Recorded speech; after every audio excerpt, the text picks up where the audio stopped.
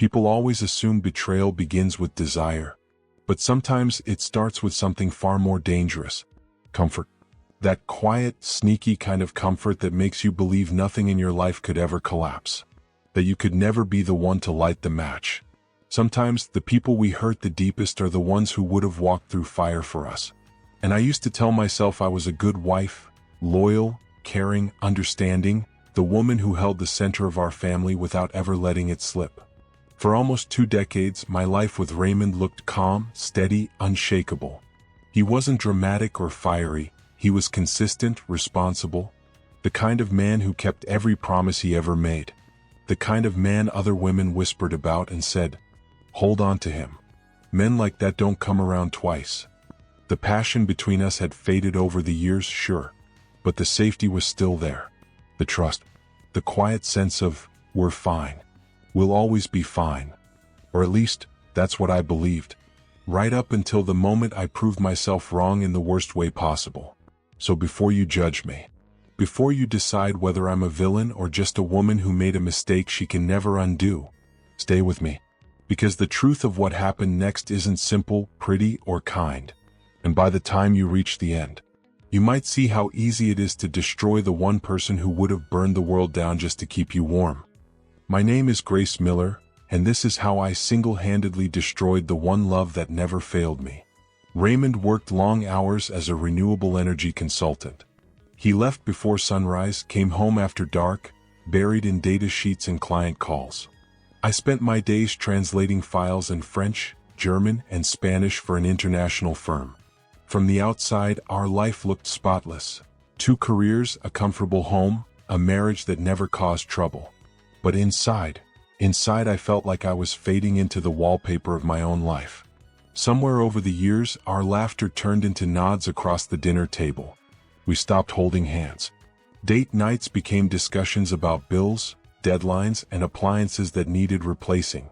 I didn't betray him because I stopped loving him. I cheated because I was desperate to feel alive again. It all began harmlessly, or at least that's what I told myself. After finishing a major project, a group of coworkers decided to grab drinks, and one of them, Daniel Harris, a warehouse manager from the client's company, offered to drive a few of us. Daniel had that easy, reckless charm. He joked easily, flirted effortlessly, made everyone feel noticed, and when he looked at me it was like someone finally turned the lights back on. I convinced myself it was just conversation, just attention, nothing dangerous. But harmless things have a cruel way of growing teeth. Soon Daniel started texting me, "You looked beautiful today. Can't believe you're married to an energy nerd. You deserve someone who actually pays attention." That should have been the line. The moment I stepped back. But instead I stepped closer. I started dressing better, staying late at work, inventing deadlines that didn't exist. And each lie slipped out easier than the last. Raymond never questioned me. He trusted me the way you trust gravity, without thinking. Then one Friday night after a supposed work dinner, I found myself in Daniel's arms. I promised myself it would be a one-time mistake. But once the line was crossed, it disappeared completely. It became a pattern: secret meetings, whispered plans, guilt I carried like a second skin. A few weeks later, something changed in Raymond. He looked at me differently. Not with anger, with quiet awareness. His eyes lingered a second too long. His silence felt sharper. He still brought me coffee in the mornings, still kissed my forehead, but I could feel him pulling back, watching instead of believing. One evening he offered to pick me up from the office. Panic shot through me. "Oh, I'm staying late, European conference call." I lied. In reality, I was tangled in Daniel's sheets downtown. When I came home past midnight, Raymond was awake, sitting on the couch like he'd been waiting hours. He didn't accuse me. He didn't interrogate me. He simply smiled faintly and said, "Long day." I lied again. He nodded, the kind of nod that says, "I already know." And suddenly the walls around me began to close in. My mother, Margaret, turned strangely distant. My brother Henry stopped dropping by on weekends. Friends who used to text constantly grew polite and cold. At first I thought I was imagining it. Then I noticed how careful their voices became. How their eyes softened with pity instead of warmth. One evening, terrified, I called my mother. "Did Raymond say something to you?" She paused too long. "Grace, if you're doing something you'll regret, stop. Stop before you lose everything." My heart went numb. "Mom, I don't know what you're talking about." Her voice cracked. "Yes, you do." That night I barely slept. My hands shook every time my phone buzzed. Even Daniel noticed. "You're too tense," he said. "Maybe you should just tell him." "Tell him what?" I snapped. "That I threw away 20 years for something that probably doesn't even matter?" Daniel looked down. His silence answered the question I was too afraid to ask. I was never his future. I was just his escape. Then one evening Raymond came home early, with a bouquet of lilies, my favorite. "You've been working so hard," he said softly. "Let's go out tomorrow. Dinner. That rooftop place you love." My blood ran cold. That was the same rooftop Daniel and I used to sneak off to. Did he know? That entire night, guilt sat on my chest like a weight. The sound of my heartbeat made me sick. A week later I finally broke. I told him everything, the affair, the lies, the guilt that had eaten me alive.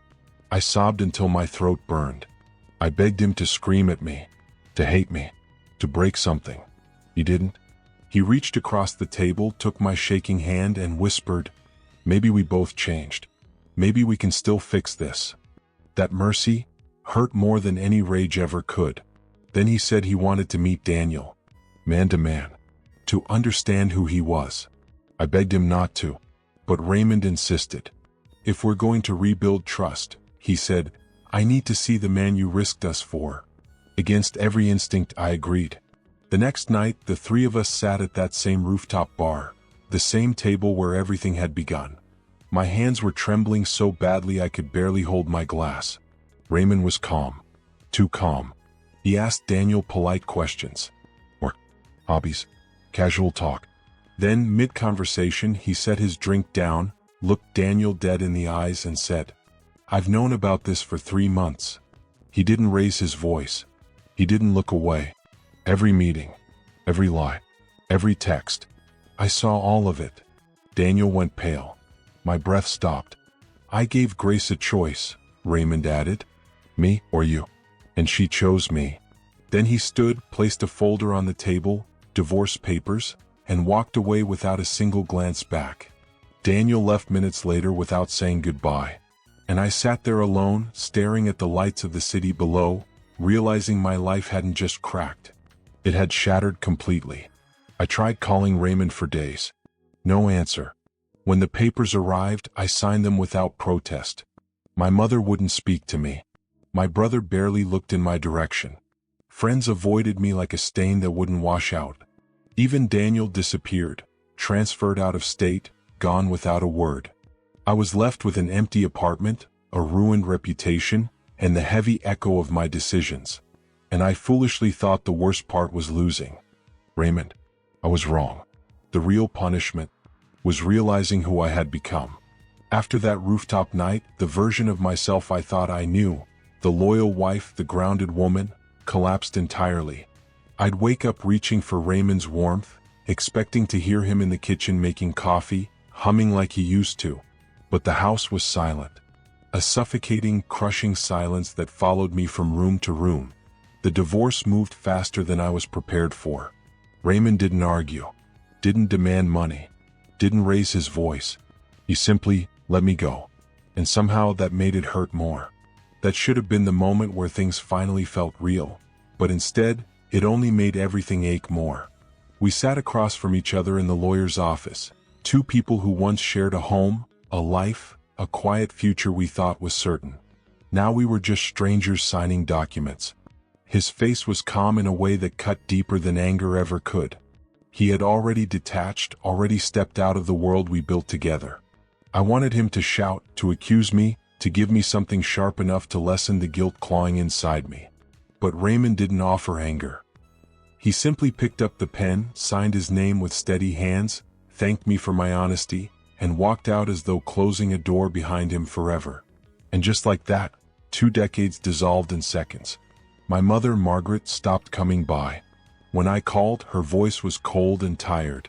"You didn't just betray Raymond, Grace," she told me. You betrayed everything I ever taught you about loyalty.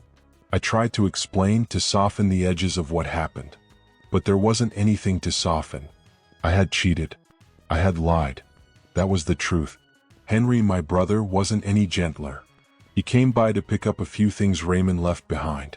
He barely looked at me. You know, he murmured, Raymond is the best man I've ever known. I really don't understand what you were thinking. Neither did I. When the divorce was finalized, I kept the apartment. It felt like a museum of the life I ruined. Every room whispered reminders. The corner where we set our first Christmas tree. The kitchen where he once twirled me around barefoot at midnight. The couch where I whispered, I love you for the first time. Now it was just me and my guilt echoing through empty spaces. Daniel texted once. Just a short message. I heard it's over. I'm sorry. I never replied. He was transferred to another department soon after, and before long, rumors said he had started seeing someone younger from the office. I didn't feel bitterness toward him, just a strange hollowness. I had destroyed my marriage for a man who moved on before the ink on our divorce papers had fully dried. Weeks blurred into months. My phone barely rang. Invitations faded. And the woman staring back at me in the mirror looked heavier, not from age but from the weight of shame.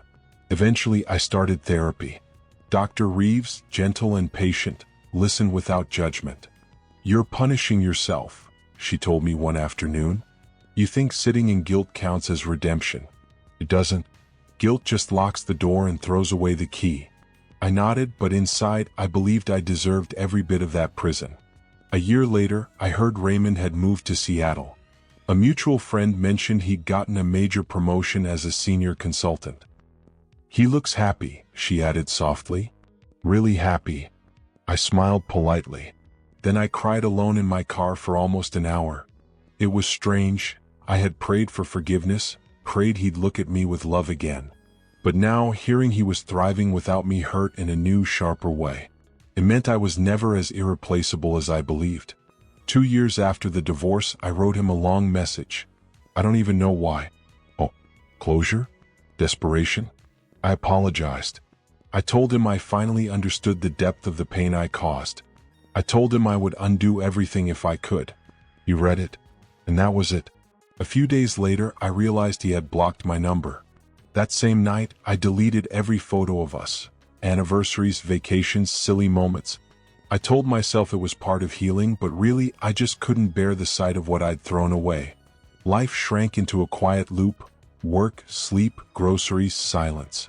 My mother started talking to me again eventually, but everything between us felt fragile, like a cracked plate someone glued together but didn't trust to use.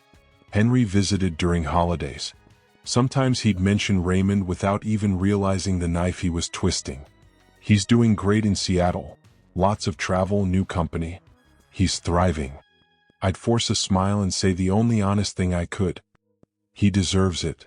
3 years after the divorce, I ran into Claire, an old friend, at a coffee shop. She hesitated but sat with me. Raymond seems really happy, she said carefully. He's with someone now, a woman named Sarah. They met at a sustainability conference. My heart dropped, though I tried to hide it. She's good for him, Claire added quickly. Quiet, kind, a lot like you used to be. That last part sliced deeper than she knew. That night, I sat by my window imagining the life he now had with Sarah. Her laughter, her hand in his, perhaps the same gestures once reserved for me. And for the first time, I felt the full weight of what I had lost. I hadn't just destroyed a marriage. I had destroyed the woman I used to be. 4 years later, through friends, I heard Raymond and Sarah had married. A small ceremony. My own mother attended. I didn't cry. I just held the last photo we'd taken together and whispered, I hope she never hurts you like I did. 6 years after the divorce, news reached me that they had welcomed a daughter, Claire Miller. Named after my old friend, maybe. I stared at the picture someone showed me, Raymond holding his little girl, smiling a smile I don't think I ever brought out of him. And for the first time, I truly understood what peace looked like. He had healed. He had moved on. And I was still crawling through the wreckage I created. When my mother passed away 2 years later, I attended the funeral hollow-hearted. Raymond came too. He stood quietly at the back, respectful but distant. Afterward, I approached him. "She always loved you," I told him through tears. "She was a good woman," he replied gently. "She loved you too." For a brief moment, it felt like the past flickered back. Two people connected not by love anymore, but by history. I wanted to apologize again, to pour my heart out, but I didn't. Some wounds don't need more words. Some wounds only heal in silence. 9 years after the divorce, Raymond was happy, truly happy. A husband, a father, successful. Oh, and me. I was still rebuilding brick by slow brick. Therapy, or quiet evenings alone, learning to breathe again. And then one day, unexpectedly, I met someone. Paul. A quiet high school teacher with kind eyes and steady hands. Nothing like Daniel. He listened. He cared. He laughed at my dull jokes and never made me feel small. For the first time in years, I let myself believe maybe I wasn't beyond love. We dated slowly, carefully. He didn't ask about my past and I didn't volunteer it. I wanted to give him the version of me still trying to grow, not the one buried under regret. When he proposed, I said yes. It wasn't the same kind of love I had with Raymond. It was softer, humble. Maybe that's all my heart could hold now. On our wedding day, as I stared at my reflection, the lines of grief, growth, and survival etched quietly across my face, I whispered to myself, "You can forgive yourself now." Forgiveness, people talk about it like it's magic. But it isn't. It doesn't erase anything. It only dulls the sharpest corners. For my second wedding, I didn't invite a crowd, just a handful of friends, a few co-workers, and of course Claire. She smiled when Paul and I cut the cake. "You look happy, Evie," she told me warmly. "I am," I answered. But inside, there were moments, quiet ones, when I still heard Raymond's voice echoing through the corners of my mind. Calm, patient, final. Now we're even. And that was the worst part. I never wanted to be even. I wanted him back. Years drifted by. Seasons blurred. And I taught myself how to live inside quiet. Not peace, just quiet. Paul and I settled into a modest home tucked at the edge of town, surrounded by towering oaks and the hum of cicadas that rose every summer night. Paul was gentle, steady. He never pushed me for details about my past. Sometimes I wondered if he could sense the ghost that slept beside him, the ghost of the woman who once burned her own life to ashes. He taught literature at the local high school. Every afternoon he'd walk in smelling of chalk dust and old paper, rambling about essays, debates, and the wild dreams his students carried. I'd smile and stir dinner, pretending not to think about another man who once came home talking about renewable energy workshops, flight schedules, and impossible deadlines. Every time Paul laughed, it reminded me of how Raymond's laughter used to be, lower, warmer, a sound that wrapped around me. Every time Paul rested his hand on mine, I remembered the certainty in Raymond's touch, the quiet confidence of it. Years didn't erase that. They only muted it. Raymond wasn't haunting me out of bitterness. He lingered because memory has a longer life than guilt. I never told Paul the truth about my first marriage. I simply said Raymond and I grew apart, that we both made mistakes. It was easier than admitting I had fractured a good man and called it love. There were nights when I lay awake, watching shadows crawl across the ceiling, replaying Raymond's face the night everything unraveled. That devastating calm. Not hatred, just finality. On those sleepless nights, I'd whisper into the dark, "I'm sorry, Raymond." He'd never hear it. But maybe forgiveness doesn't require an audience. Maybe it only needs a heart willing to feel it. 8 years into our divorce, my mother, Margaret, passed away, fast, cruel cancer. At her funeral, I saw Raymond for the first time in years. He looked older, but in a graceful way, touched by a happiness I had never seen on him before. Peace looked good on him. Across the cemetery, he stood holding Sarah's hand, the woman who rebuilt him, the woman who gave him the life I had broken. Our eyes met for a moment. He nodded politely, no resentment, no lingering wounds, just closure. When the ceremony ended, I walked toward him. "She loved you," I told him, tears slipping down despite myself. He offered a soft smile. "She was a good woman. She loved you too." And just like that, the moment was gone. A quiet ending to a story that once held everything. I thought it would be the last time I ever saw him. But fate isn't without a sense of irony. A few months later, Claire invited me to spend a weekend at her cottage outside the city, a cozy home wrapped in gardens and bright laughter. With Paul visiting his family, I went alone. She greeted me with a hug that made time disappear. "You look happy, Evie," she said as she poured tea. I gave her a practiced smile, the kind I'd learned to wear like armor. "Life's been good." I moved on. We talked about her kids, her job, the world changing around us. Eventually, as it always does, the conversation drifted backward. "So, Raymond," she said carefully, "I never really knew what happened. It always seemed complicated." My heart thudded so loudly I thought she might hear it. And then I lied with a smoothness that frightened me. "He cheated," I whispered. "Someone from work. I found out and I couldn't forgive him." Claire's face hardened with sympathy. "Oh my God, Evie. I'm so sorry. I had no idea." I forced a tear to fall, not fully fake, just misplaced. "It was a long time ago," I murmured. "I've moved past it." But that night, lying in her guest room staring at the ceiling fan spinning in slow circles, I felt that lie settle inside me like a stone. Heavy, bitter, immovable. I didn't lie to protect Raymond. I lied because admitting what I had done still hurt too much. I lied because the truth made me the villain. The next morning, I wandered into her garden. The sunlight filtered through the jasmine bushes, warm and golden. I sat on a wooden bench watching petals drift to the ground and wondered about him. Raymond. Somewhere far away in another city, he was likely sipping coffee with Sarah and their daughter. Maybe he was helping his little girl with homework. Maybe he was showing her how solar panels worked. Maybe Sarah was laughing at something small he said. He was happy. And I realized, to my own surprise, I was genuinely glad. If anyone deserved peace in this tangled story, it was him. For years I believed regret was a punishment that eventually dulled. But regret doesn't fade. It transforms. It softens, goes quiet, but never disappears. Sometimes when I pass the old rooftop downtown, I still see us, me and Daniel, laughing, blind to the destruction we were about to create. Other times, I see Raymond there instead, walking away from the table where our life shattered. And in those moments, I whisper the truth that only the night gets to keep. I never stopped loving you. I just stopped deserving you. Now, as I write this with graying hair and trembling hands, I understand something I never grasped back then. This story was never just about betrayal or revenge or punishment.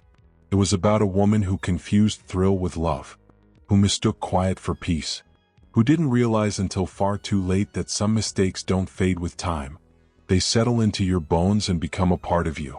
Raymond rebuilt. He found real love again. He healed. He thrived.